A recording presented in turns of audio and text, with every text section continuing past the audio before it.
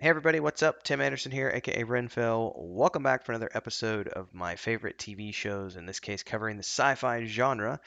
And today is a special request. I had some individuals on a couple of the last videos comment and ask me if I could do a video on Farscape, and I went, I'll be damned, I haven't even thought about this show since it originally aired all those years ago, and it is a really good show. It's obscure. It's definitely not something that's mainstream sci-fi, but if you like puppetry and if you like things with creatures and miniatures and good campy sci-fi, this is the show for you. It was a co-production between the Jim Henson Company, Brian Henson, of course, Jim Henson's son, and co-created by Rockne S. who has done a ton of other stuff, which we're going to talk about in this episode, because I got more of his shows coming out on this series later on. I digress. Before we get to all that good stuff, though, here's the prerequisite stuff if you're a new guest. If you're new here, do me a favor, like the video, subscribe to the channel, and hit the bell icon so you get updates on future content that I do here on YouTube. Now, there are a lot of things that happen here. This is a variety channel, but for the most part, we stick to TVs, shows, films, books, video games, occasionally pop culture stuff. I stream video games most morning. We also have a Discord and a gaming community with the links down below. And I'm the founder of Stormhaven Studios and Wandering Hermits, and I'm currently working on that world behind me, which we're going to talk about towards the end of the episode. Let's dive in, everybody, to Farscape. This show, so much going on here, and honestly, it's one of those things where a lot of the actors that were involved in this show haven't really done a lot since then, with the exceptions being Ben Bowder and Claudia Black. That might not necessarily be said of if they're doing work in Australia and New Zealand, but I know some of these individuals have moved on from acting to do other things. Ben Bowder and Claudia Black, of course, ended up getting cast in Stargate SG-1 during the final two seasons after Farscape had been canceled, and there was a little bit of a crossover, some parody episodes that were done with Stargate, so on and so forth. Um, but this show was sort of one of those things that was on the Sci-Fi Channel, came out in the late 90s. I think it's 1999 is what the wiki says. Let's go take a look at that real quick. Yeah, 1999 is when it launched. It is one of those shows that unfortunately was canceled midway through because of ratings, but it did get a fan revival and it came back and did a mini series to wrap it all up. And I know Brian Henson has talked about over the years wanting to, come back and do it in some form. He tried for a long time to get a feature film off the ground. I think he talked about it as recently as 2018. Here at the bottom of the wiki, there's a section where I'll scroll down, but he says, let me find it here. Dun, dun, dun, dun. I think it's at the very bottom. Yeah, he was talking in 2018 on Jim Henson's Creature Shop Challenge Live. He said, fan interest has been huge, but it's a little harder to sell. I've been trying to make it as a movie for a long time. Just coming off of making the Happy Time Murders, and we're currently filming The Dark Crystal Age of Resistance in London with Netflix. So there's potential of doing something like Farscape. Honestly, I'm still very enthusiastic about it, and I've been trying to make it into a movie, but I'm not sure I'll be able to succeed on that regards. So he's talking about maybe bringing it back as a show. Who knows what that will look like if it ever even gets off the ground, which it may not. But let's go back to the cast, which I want to talk about here. Where's it at? Main characters. So the basic premise of the show is that we have an astronaut from Earth who is out on a test run, testing out this spaceship and a special engine, and the test flight goes awry, and he gets thrown into this wormhole, which takes him to a distant part of the universe. And he immediately runs into trouble and is rescued by the crew of the Moya. Moya is a living ship, which is the primary setting for the show Farscape. We've got the navigator, who is a puppet, and we have one of the main characters, Rigel, who's also a puppet. Rigel is amazing. Uh, well, not the navigator, the pilot, I should say. I'm looking at the what they call it here. Um, Beyond that, we've got Claudia Black. I believe this was her first major role of anything.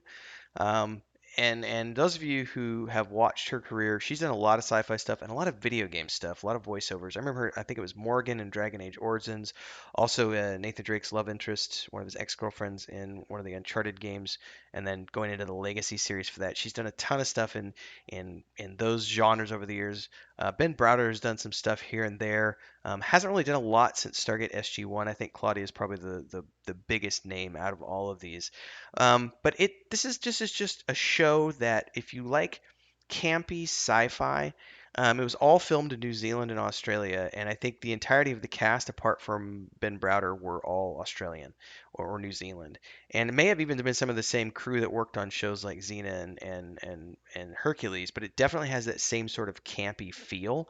The show is serialized, so we have basically episodes of the week along with an overarching storyline, which for season one, as I recall, it's been a long time since I watched this, but as I recall, season one was, he gets to the other universe, he gets into trouble with the peacekeepers, and and then it's all about trying to get home, and then eventually he finds out how to get home, but then we end up having all this other stuff going on. We end up having crossovers and people trying to take advantage of the wormholes and technology and all this other fun stuff. So it's extremely heavy on creatures, miniatures, and puppets.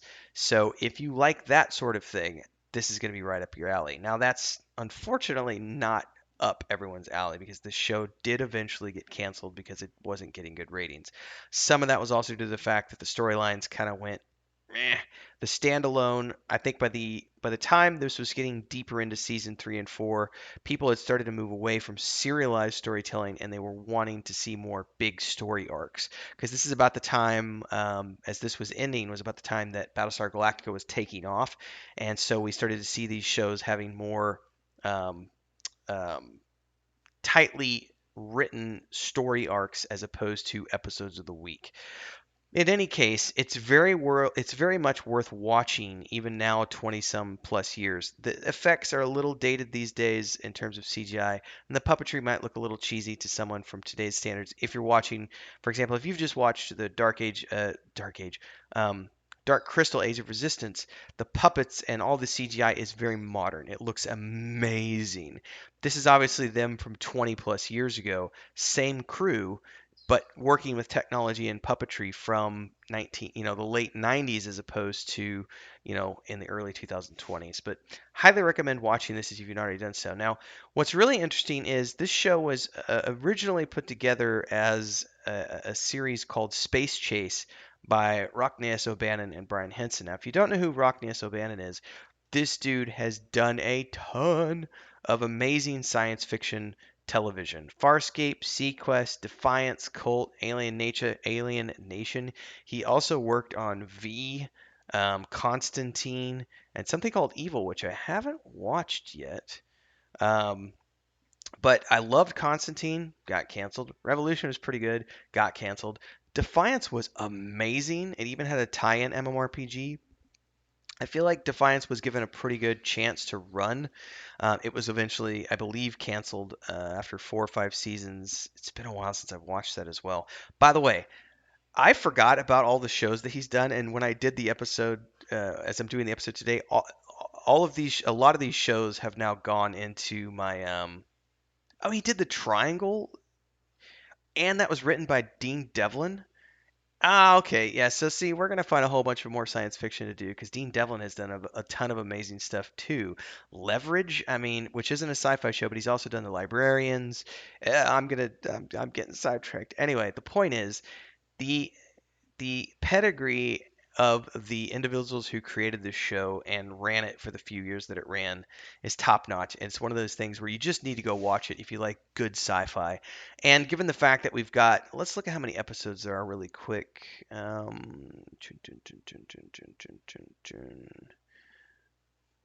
Season one, list of Farscape episodes. There are 4 seasons with 22 episodes each, as well as a two-part miniseries with an airtime of 3 hours that wrapped everything up. So you're going to get, a lot of entertainment. Not quite 100 episodes, but you're going to get close to that.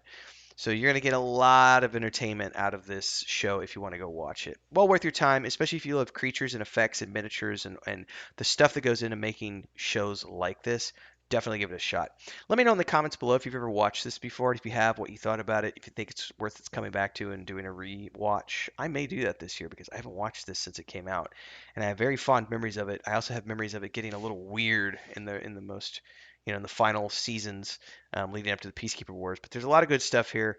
I love the puppetry that they do. It fascinates me, and miniature work has always fascinated me. I did an episode here on YouTube actually about special effects, CGI versus practical effects a while back. That kind of stuff is something that I'm passionate about. So love to hear your thoughts. And of course, if you've gotten to the end and you like the video, please hit the like button, subscribe to the channel, hit the bell icon so you get updates like this in the future. Don't forget, you can check out all the other playlists here on YouTube. I stream most mornings. We have a Discord and gaming community. Links are down below. And if you want to support the channel, you can subscribe as a member, or you can head over to the Patreon page for the World of the Weave and the Void. Now, that's being produced by myself, my brother, and my wife. It is the Wandering Hermits Patreon, patreon.com/Wandering Hermits, with the Wandering Hermits being the three of us.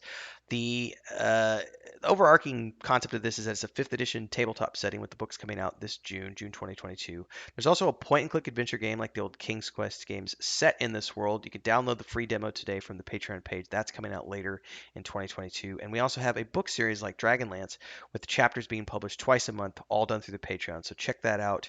Helpful to see you over there in Discord and in the next video. And thanks so much for watching. Stay safe, everybody. See you next time.